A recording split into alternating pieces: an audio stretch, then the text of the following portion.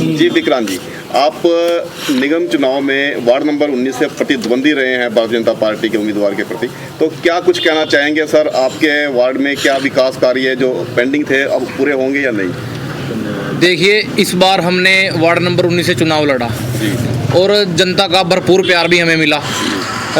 22 वार्डों की अगर मैं बात करूं, 1 या 2 वार्ड को छोड़ के सबसे कम अंतर का मार्जिन जो रहा हमारा रहा। तो 2750 लोगों ने जो वोट मुझे दिया है, मैं उन लोगों की वोट की उम्मीद को खाली नहीं जाने दूंगा। जो पक्षपात इस वक्त ये बीजेपी सरकार उन वोटरों से कर रही है, जो मेरे वोटर हैं, जहाँ से इनकी वोट कम निकली है, वो पक्षपात हम होने नहीं देंगे। चाहे बात गोविंद विहार की हो, चाहे बात ससोली गांव की हो और चाहे बात हो रंजीत गार्डन की। अपने विकास कार्यों के मुद्दों को लेकर हम सब एक हैं। अब नया एमसी चुन के आ चुका है, क्या नए पार्षद को ये नहीं दिख रहा कि जो काम चल रहा है वो किस लेवल का चल रहा है? 8-10 हज़ार लोग गोविंद विहार के अंदर रहते हैं। उन लोगों की समस्या ये कैसे हल करेंगे? अब वहाँ ये गलियाँ बनाने का काम कर रहे हैं, नालियाँ बनाने का काम कर रहे हैं। नालियों का पानी डायरेक्ट सीवरेज में डल रहा है। क्या 6 इंची पाइप 10,000 लोगों का पानी उठा लेगा? वो बाद में सारे सीवर ओवरफ्लो मारेंगे। ये एक समस्या को ख़त्म नहीं कर रहे, अगली समस्या पैदा कर रहे हैं उन लोगों के लिए दोबारा। इन सीवरेजों को साफ़ करने के लिए बहुत दिन तक कोई आता नहीं। ये जो रोड बनाया है, पब्लिक हेल्थ के अधिकारियों से मेरी बात हुई है, उन्होंने बताया है हमने जो रोड उखाड़ा है, नीचे सीवरेज डाला है, उसका रोड उखाड़ने के बाद का जो पैसा है वो PWD के पास हम जमा करा चुके हैं।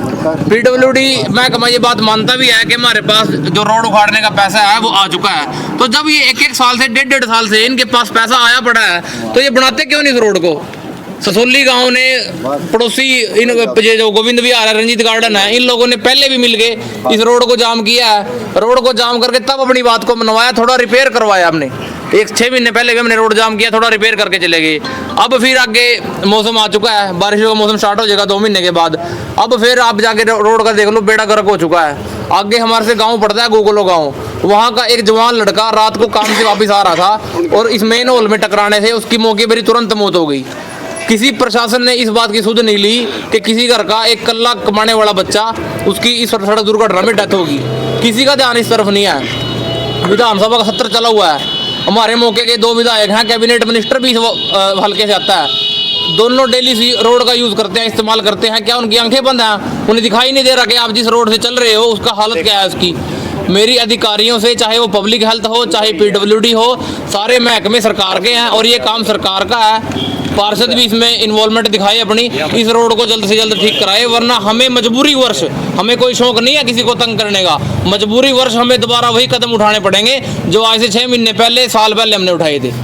वार्ड नंबर 19 में बीजेपी के कार्यकर्ताओं द्वारा एक मैसेज छोड़ा हुआ है कि जो भी भ्रष्टाचार में संलिप्त होंगे, चाहे कर्मचारी हैं कोई और है, उन पर कड़ी कार्रवाई होगी और जो लोग सरकारी काम में बाधा डाल रहे हैं उन पर भी कार्रवाई होगी। क्या कहेंगे उसके बारे में? देखिए, अगर लोगों के काम करवाने में हमें मुकदमे लेने पड़े, हम मुकदमे लेने के लिए तैयार हैं। सरकार के काम में अगर इस बात को ये बांधा मानते हैं कि हम ये गलत काम करें और हम उस गलत को होने दें, ऐसा नहीं होगा।